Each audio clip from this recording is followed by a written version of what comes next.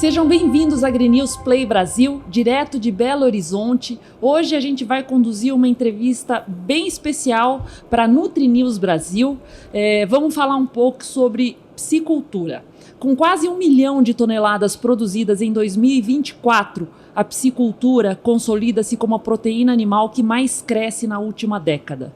A tilápia responde por quase 70% desse total e tem ampliado presença no prato e no portfólio da agroindústria brasileira. Mas esse avanço não veio sem desafios. Oscilação de preços ao produtor, gargalos na consolidação industrial e produção de nativos em queda preocupam o setor. Para entender como o Brasil pode sustentar e até acelerar o crescimento da piscicultura, a gente vai conversar com duas lideranças que atuam na articulação nacional e no fomento estadual da cadeia produtiva.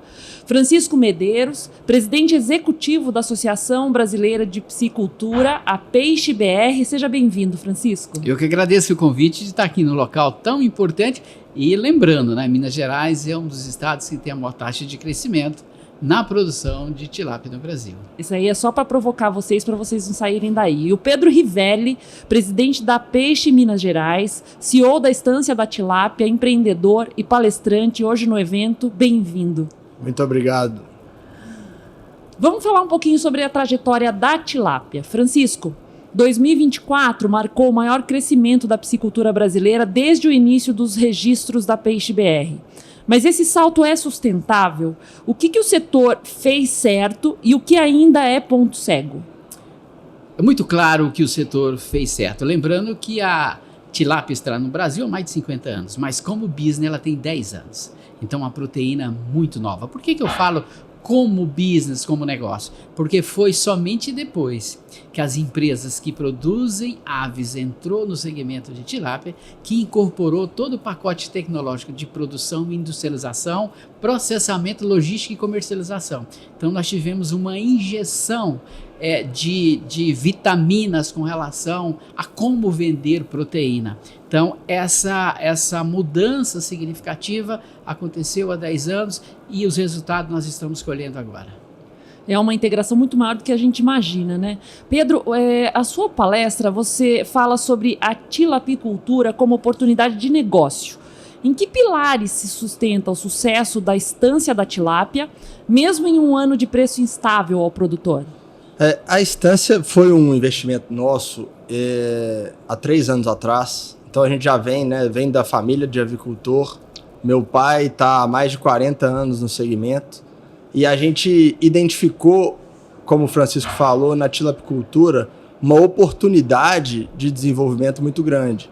É uma proteína muito bem aceita, com capacidade de distribuição que ainda é pouco distribuída e que ainda tem muitas dificuldades em manejo. Quando a gente viu aquele negócio que estava em dificuldades e a gente viu a discrepância tecnológica e a similaridade dos negócios, a gente falou, vamos entrar para dentro que a gente tem muito a agregar. E foi aí que a gente entrou para dentro da Estância e mudou a forma como se fazia a piscicultura lá, alavancamos muito em volume e ganhamos muito em produtividade. E é isso que eu vou abordar na palestra, falando um pouco da oportunidade do mercado com um potencial gigantesco de crescimento, com muito a amadurecer e o que a gente trouxe de resultado em tão pouco tempo que ainda tem muito ainda a desenvolver. Eu já ouvi falar que os problemas dão muito sentido à vida das pessoas. Agora, a gente escutando esse tipo de relato, fala assim, ali tem confusão, então é ali que a gente vai meter a mão, né? Pedro, você tem uma visão muito clara sobre canais de distribuição, eficiência operacional, construção de marca. Onde o setor ainda perde valor ao longo da cadeia?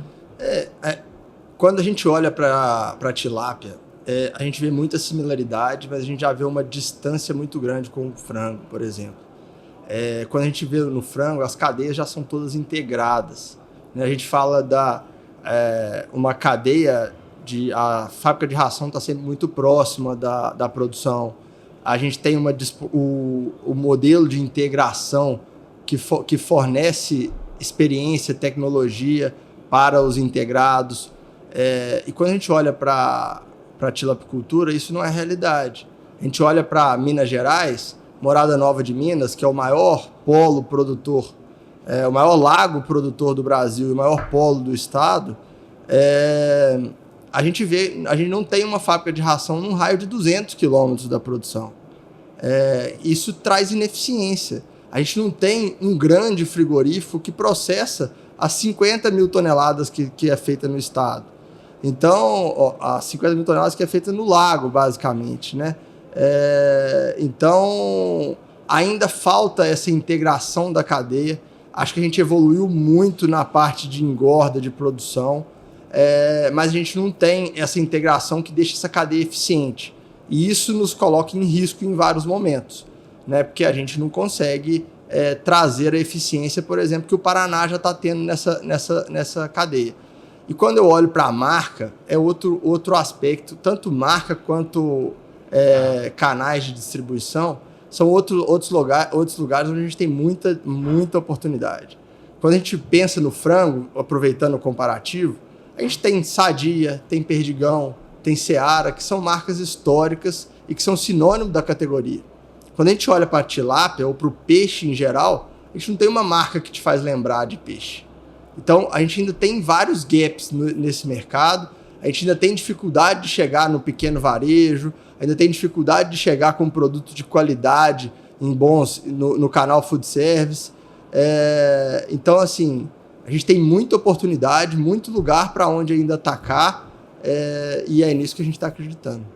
Tem ainda bastante confusão para resolver, né, Francisco? Ele é jovem. Ele é jovem, acho que é certeza que esse fogo todo tá na disposição de energia, né?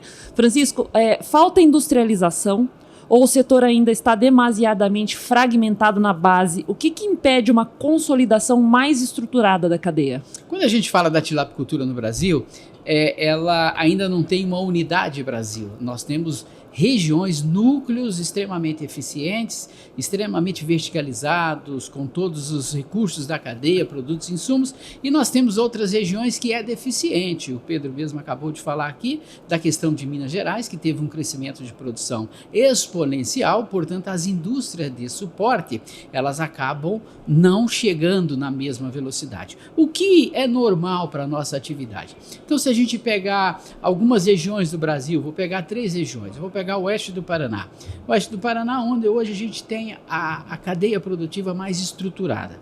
Então, todas aquelas empresas que produzem produtos e insumos estão ali e estão no raio de 50 quilômetros, que é fundamental para a melhoria da competitividade do nosso negócio. Sistema de integração começou lá, hoje está se multiplicando pelo Brasil, mas a experiência do oeste do Paraná. A gente tem um outro núcleo de produção importante que a gente chama de Grandes Lagos. Os Grandes Lagos é o oeste de São Paulo e o leste do Mato Grosso do Sul, onde nós temos empresas, inclusive do segmento de aves, que estão lá atuando, empresas verticalizadas, ali onde tem o maior número de empresas verticalizadas, que são só tilápias do Brasil, com uma outra pegada de negócio e também extremamente competitivos, com genética do lado, nutrição, serviços, indústria próxima. E nós temos o exemplo aqui de Minas Gerais, né? Que começou a ser um núcleo de produção extremamente importante. Em Morada Nova eu sempre brinco, né? Se a gente fosse fazer um planejamento, gente, aonde nós vamos colocar a piscicultura em Minas? Morada Nova seria talvez uma das últimas opções, pelo fato de os fornecedores de insumo, Morada Nova tem problema de energia elétrica, só para a gente chegar nesse nível. Você pega uma região como o Triângulo Mineiro, que é uma região que tem energia elétrica, logística, mas não se instalou, porque existe um fator na tilapicultura, como nas outras cadeias produtivas, que a gente tem que levar em consideração, que é o fator humano, é o fator empreendedor local. Você entendeu? Então, ali aconteceu um fator empreendedor local. Isso acaba levando uma perda de competitividade, a falta da indústria, a da indústria de insumos e a da indústria de processamento. Elas são fundamentais nesse processo para ganho de competitividade. Mas o fator empreendedor é tão forte que mesmo com a falha, ele acredita que ele pode crescer e pode estimular não só parceiros que venham fazer isso, como eles no futuro desenvolver esse tipo de negócio. Como eu falei no início da entrevista, nós estamos numa atividade extremamente jovem, é uma atividade de 10 anos, então em 10 anos nós ainda não formamos cultura. O Pedro começou aqui falando da experiência do pai dele de 40, você entendeu? Na indústria de aves. Então, com 40 você resolve um monte de negócio. A grande vantagem desse processo é que a falta da industrialização abre mais oportunidades para investimentos, abre mais oportunidades de negócio. E aí, no caso, inclusive fora da cadeia. Porque a gente está mostrando, olha, tem essas oportunidades aqui. Um exemplo, o Minas é carente de uma grande indústria de processamento de pescado, e tanto para atender mercado interno quanto para atender mercado externo. Nós somos um dos maiores produtores de tilápia do Brasil e a gente não exporta. Ou seja, os outros estados produzem e exportam um volume significativo por falta disso. Então, eu acho que esses são os problemas bons. São aqueles problemas que, para resolver, eles geram novos negócios e novas oportunidades. Então, é um caminho normal, é um caminho que a gente vai ter que passar por ele mesmo. Não existe, eu moro no Mato Grosso e já moro há muitos anos. Quando eu cheguei no Mato Grosso, as pessoas andavam lá 500 quilômetros, iam para o meio de cerrado, não tinha estrada, plantar soja. E aí, como é que vai tirar? Não tinha a mínima ideia de como que ele ia sair com uma safra, nem armazém tinha. Então, assim, no Brasil, especificamente no setor do agronegócio, a coisa anda junto. Primeiro vai o produtor, que é o mais corajoso do processo, e depois as outras indústrias vão se aproximando e vão investindo. A gente não tem o caso nas fronteiras, né? Porque no caso da tilapicultura, aqui é uma fronteira da indústria aí para depois captar produtores. Não funciona assim. Então, é ruim para o setor do Estado, porque isso acaba promovendo uma oscilação maior de preços, né? Aumenta os riscos, mas em compensação aumenta as possibilidades de novos investimentos. Eu acredito que daqui 10 anos, nós aqui contando novamente a história da tilapicultura no estado de Minas, estaremos contando uma história totalmente diferente do que está aqui. Estaremos falando de como foi aproveitadas essas oportunidades, de que forma que o empresariado, seja da base ou do setor já de manufatura, aproveitou isso e transformou o estado num grande produtor de tilápia. Porque é o seguinte, a grande aptidão de Minas é para produzir peixes, afinal de contas aqui é a caixa d'água do Brasil. Isso que você fala, Francisco, está muito conectado com a pergunta seguinte que eu queria te apresentar, que é um pouco sobre esse crescimento da piscicultura no Sudeste, né? Especialmente em Minas Gerais. Ele reposiciona a região no mapa da produção nacional e ele também mexe com a dinâmica de articulação do setor, né? Demais, porque a gente tem núcleos empresariais de produção e distribuição próprias. Vou dar um exemplo simples. Durante até uns 2 anos atrás, a região Nordeste e a região Norte, quando precisava de tilápia, descia direto para o oeste do Paraná e para a região dos Grandes Lagos. Com um aumento significativo de produção em Morada Nova, eles pararam em Morada Nova. O que nós tivemos de reflexo? Uma sobra de peixe no oeste do Paraná e dos Grandes Lagos. Então, assim, o impacto é direto e o impacto é visível. Aí isso muda a própria dinâmica daquelas regiões. Ou seja, naqueles ambientes hoje, ou você está integrado ou você está no sistema verticalizado para continuar competitivo. O produtor independente perdeu muita competitividade, exatamente porque quem compra o peixe de outras regiões tem um ponto de compra da metade do caminho, que é Morada Nova de Minas. Então, essa dinâmica, ela muda muito rapidamente, está mudando muito rapidamente, o que requer do investidor, aí do produtor até o final da cadeia, ter uma leitura praticamente diária do que efetivamente está acontecendo para poder direcionar os seus negócios. Talvez hoje, um empresário que está no oeste do Paraná, se ele não tem condições de montar uma agroindústria para entrar no sistema verticalizado da integração, talvez ele tenha que vir para Minas Gerais, Goiás, Tocantins. Então, nesse momento, aqui, começou a ser o exemplo de como que a fronteira se comporta. Porque o próximo passo é a industrialização de Minas e essa fronteira vai para outros estados, acontecendo do mesmo jeito. Até que daqui um período, que eu acredito de 10 a 15 anos, a gente tem uma estrutura já organizada. O que é isso? Independente de onde estiver, você tem todos os insumos e todas as indústrias no entorno, porque senão tem perda de competitividade e aí você não vende. Há 2 semanas eu estive na região Nordeste, no Ceará e em Pernambuco, e aí os preços de filé de tilápia nas gôndolas dos supermercados eram iguais ou mais competitivos do que aqui na região Sudeste e Sul. E de peixes da região Sul. Então, assim, o processo é muito dinâmico, é competitivo, o que requer profissionalismo. E é isso que a gente encontra exatamente na indústria de aves. Por isso que essa parceria é boa. Pedro, Minas Gerais cresceu mais de 18% em 2024. O que explica esse salto? Há apoio público ou é impulso privado? E como fazer essa produção avançar com competitividade? Legal. Apoio público falta um pouco, né? A gente tem uma dificuldade, inclusive, de regularização nos licenciamentos e de transformar essa atividade numa atividade 100% regular para dar os grandes saltos que a gente precisa, inclusive porque a nossa legislação não entende a situação da piscicultura, né? Então, de fato, é muito mais na força do empreendedor, como o Francisco falou, entender os problemas e atacar eles e ir resolvendo do que tudo isso, né? Nós temos alguns exemplos na nossa região que foram claros disso, né? A gente enfrentou há 3 anos atrás, ou 4, não tem muita clareza, o início do iridovírus, que foi uma grande barreira sanitária e todo mundo alojava o alevino dentro da represa diretamente, manejando bolsões, etc.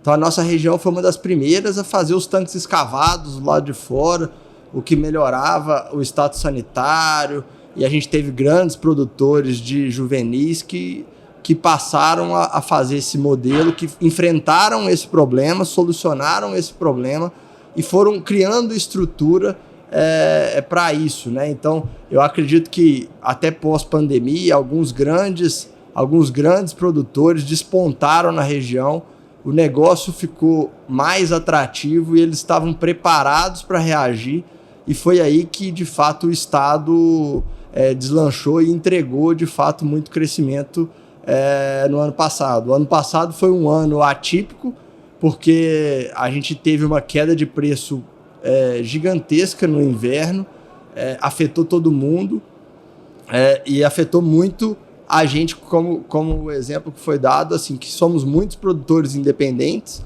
né? Mais de 80% do Brasil somos produtores independentes. Quando a gente olha para Minas, essa realidade praticamente inexiste a integração. Então, aqui foi muito afetado. Isso teve uma oferta muito grande, mas o resultado para o produtor não necessariamente foi um resultado positivo. Mas eu entendo que vínhamos de anos positivos, onde as pessoas vieram se estruturando e todo mundo expandindo muita produção, que culminou com intenção de expansão, resultados positivos e melhora do status sanitário, que fez com que a oferta explodisse e a gente tivesse, de fato, um grande crescimento, mas também um impacto negativo em preço. E quando a gente olha para esse ano e para o que eu vejo para frente, não acredito que a gente vai manter um ritmo desse de crescimento. A gente vê os produtores se mantendo um pouco mais estáveis ou crescendo um pouco menos, até pela questão de preços que impactou. Mas eu entendo que a gente tem muita infraestrutura já sendo desenvolvida, muita eficiência sendo ganhada, para que na hora que a gente tiver outras oportunidades de salto, a gente vai conseguir. Não vejo que esse ano vai ser grande crescimento, porque o mercado está de fato mais retraído, está um pouco mais frio. Frio no sentido de negociações mesmo. Mas à medida que o mercado for aquecendo a nível de demanda, eu entendo que a gente tem muita capacidade de responder rápido. A gente vê, né, um pouco o crescimento do peixe mais presente, né, no cotidiano do brasileiro.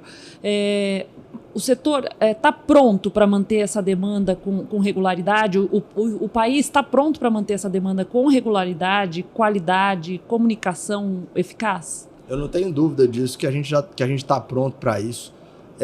Essa mudança de hábito de consumo, ela veio para ficar.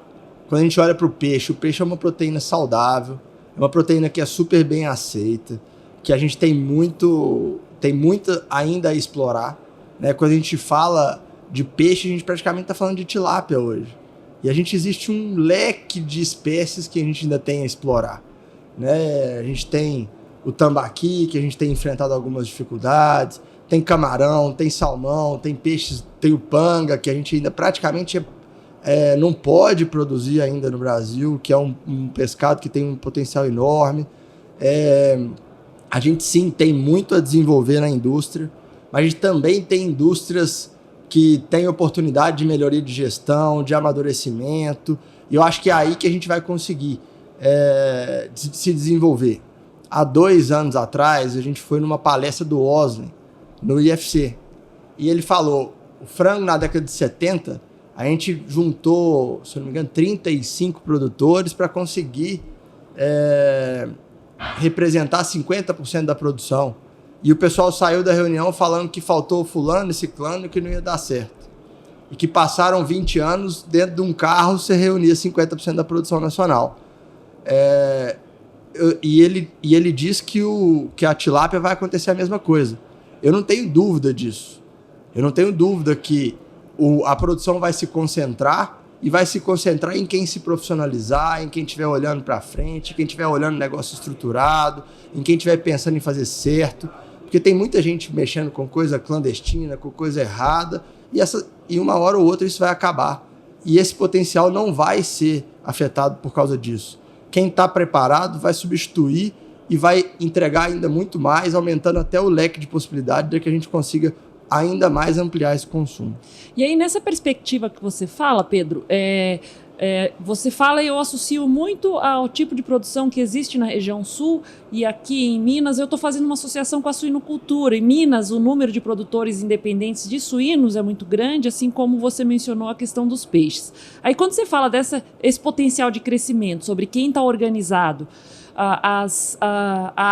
o associativismo, a maneira como eles se organizam no Sul, possibilitam uma velocidade de desenvolvimento maior ou não necessariamente? Sem dúvida nenhuma.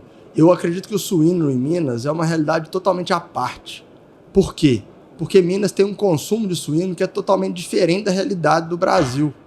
Então, esse produtor independente, apesar das dificuldades, ele consegue sobreviver. O que não é muito a nossa realidade aqui, na tilápia, por exemplo. Minas, ao contrário.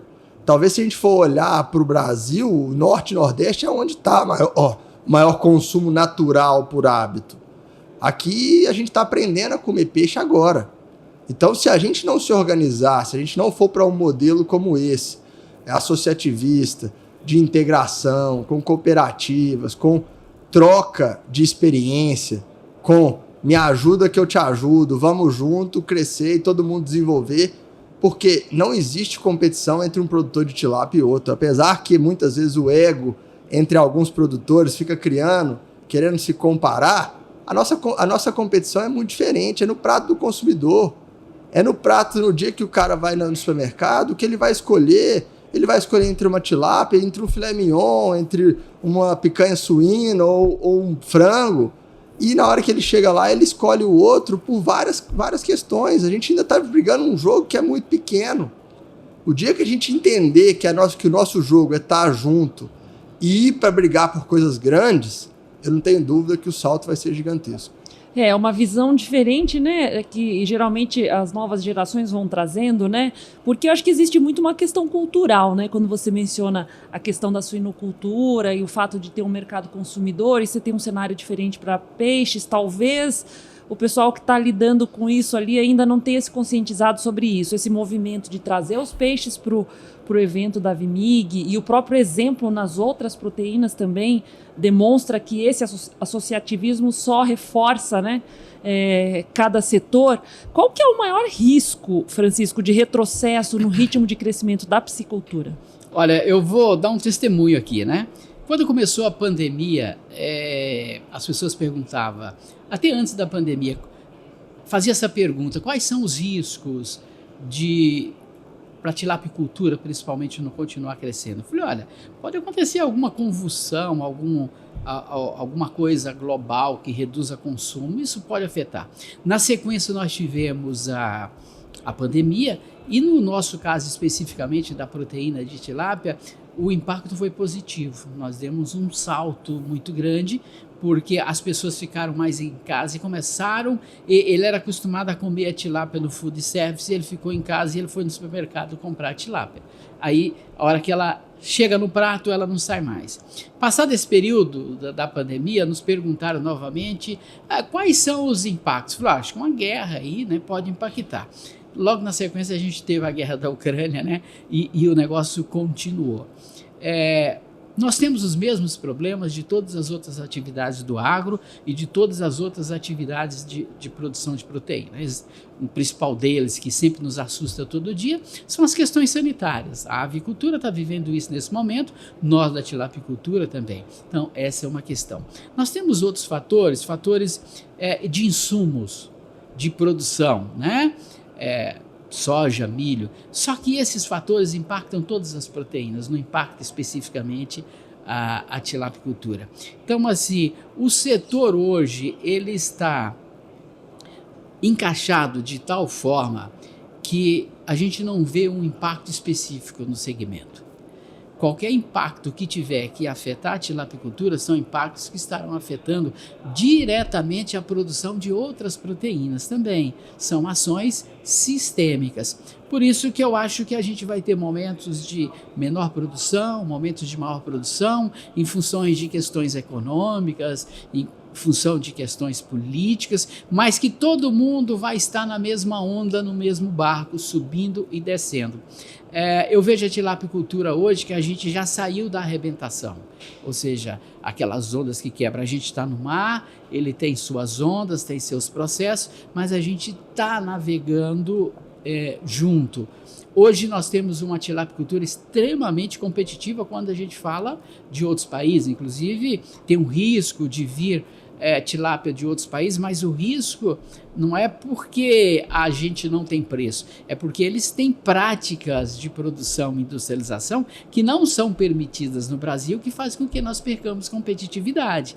Então, igualdade de condições ninguém tem, porque tem um fator extremamente importante. Eu tive o ano passado no Vietnã. O custo de ração deles é mais caro do que o nosso. Ração é um dos principais itens.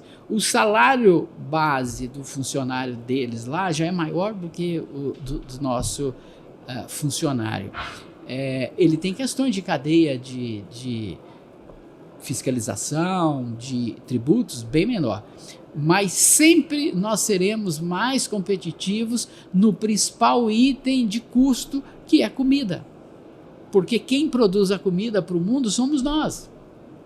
Então, a gente tem que começar a aproveitar isso melhor. Então, eu falo para você, com certeza, nós teremos problemas.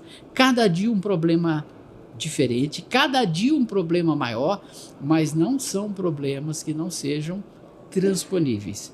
Nós temos que estar preparados. Aí você falou uma coisa muito importante. Por exemplo, o Pedro hoje, ele é a geração nova da tilapicultura. E, literalmente, a maioria das lideranças hoje da tilapicultura estão na faixa de 30 a 45 anos de idade. Então, nós tivemos um primeiro grupo que eram os apaixonados pelo peixe, e hoje você tem um grupo de pessoas preparadas, a maioria não com formação técnica na área de produção, mas com formação na área de gestão, administradores, economistas, e que estão exatamente trazendo essa nova realidade. Então, assim, a gente vive, e se você pegar todas as empresas líder no segmento de tilápia hoje, você vai ter um gestor jovem, um gestor com uma formação na parte de administração muito bem apurada e que está conduzindo dentro de uma dinâmica do mundo de hoje, interagindo melhor, negociando melhor, sabendo como que as coisas efetivamente se comportam. Então, em função disso, eu falo para você, olha, nenhuma outra guerra vai nos tirar esse crescimento. Teremos anos que cresçam mais, outros menos, mas posso garantir para você que nas próximas 2 décadas serão 2 décadas de crescimento da tilapicultura no Brasil. Inclusive hoje na palestra, a gente vai ter uma palestra, vamos falar um pouquinho disso aí. Quais são os fatores que justificam isso? E é muito simples. A tilápia é uma commodity, aliás, é o único peixe que é commodity. E nesse momento no mundo, nós somos o único país que tem condições de continuarmos crescendo nos próximos 10, 15, 20, 30 anos. Pedro, a gente conversa com você, não é só a sua juventude que move essa energia que você tem quando conversa com a gente, quando fala do setor. É óbvio que você é uma pessoa que tem um preparo diferenciado, que tem seu talento, tanto é que você é um líder, hoje está à frente, né, da Peixe Minas Gerais. Então, mais do que direcionar qualquer pergunta para você que eu tenho aqui preparado antecipadamente, eu queria ouvir de você o que te angustia, assim, porque eu imagino que assim, a cabeça não deve parar de funcionar nem um minuto, né? Uhum. E aí, quando você pensa assim, sobre essa preocupação com a questão da mobilização, da conscientização do pessoal de Minas, o que você queria falar para eles de uma maneira ampliada, assim? Qual a tua mensagem? Obrigado. Eu, de fato, a cabeça não para um minuto. Eu sou apaixonado pelas oportunidades do setor. Eu acho que quando a gente anda pelo estado, quando a gente visita as produções, a cabeça é de oportunidade. Você vê, de fato, os nossos produtores aqui do estado, principalmente, são de fato guerreiros, são empreendedores muito acima da média, que estão vivendo em regiões que a gente, se você chegar para ver, chegar já é um desafio.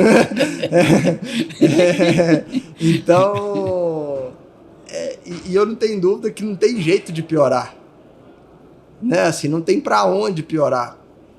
E a tilápia está trazendo um caminho para uma região, para várias regiões, que é um caminho de desenvolvimento, que é um caminho de mudar a vida das pessoas. E eu não tenho dúvida que é isso que vai acontecer. Quando eu falo com as pessoas que trabalham na minha piscicultura, por exemplo, a gente já vê essa realidade acontecendo. E a gente vê que aquele cara que era um pescador, que vez ou outra tinha dificuldade de comer, ou que tinha que sair para caçar numa região totalmente difícil, ele está mudando a realidade da vida dele, ele está se preparando. Aí daqui a pouco você vê aquele cara, ele está fazendo uma solda lá na piscicultura, ele está virando um cara que vai ser um encarregado dentro de um frigorífico, e isso vai mudar a realidade das pessoas. Então, eu não tenho nenhuma dúvida que isso vai acontecer.